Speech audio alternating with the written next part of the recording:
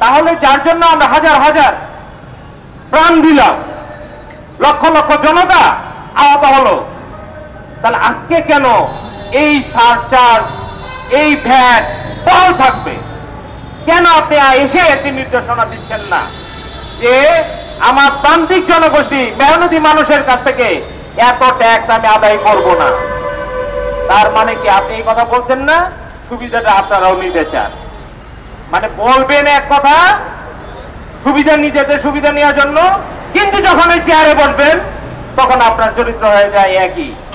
তো এই চরিত্র আমরা দেখতে চাই না। আপনার ভ্যাট কমাতে হবে। এখনো প্রান্তিক জনগোষ্ঠী, আমাদের এই যে যারা রিক্সা শ্রমিক ভাইরা আমাদের কথা শুনছেন, তাদের কাছে স্মার্টফোন নাই, এত ফিচার ফোন ব্যবহার করেন।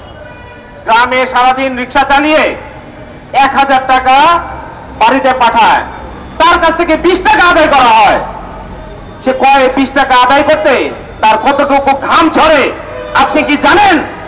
যে কতটুকু ঘাম ঝরে 20 টাকা তার আয় করতে? তার কাছ থেকে কেন আমি 20 টাকা আদায় করব?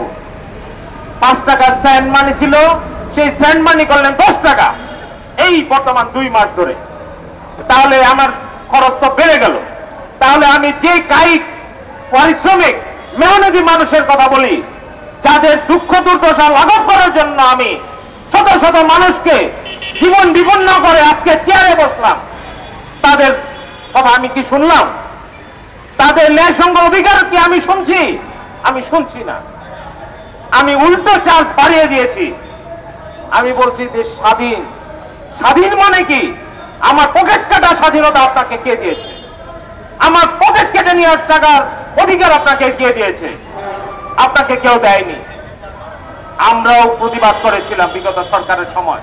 দীর্ঘ 15, যারা বলেন অনেকে, আমাকে অনেকে বলে, প্রশ্ন করেন, আমি অবাক হয়ে যাই। বলে মহিউদ্দিন সাহেব গত 15 বছর কথা বলেননি। আমি এই মকবুল স্যারকে সাক্ষী রেখে বলি, আমরা যেই ধরনের প্রতিবাদ গত 15 বছর করে গেছি, কোন দল, কোন সংগঠন এভাবে প্রতিবাদ প্রতিরোধ করেনি। আমরা বলেছি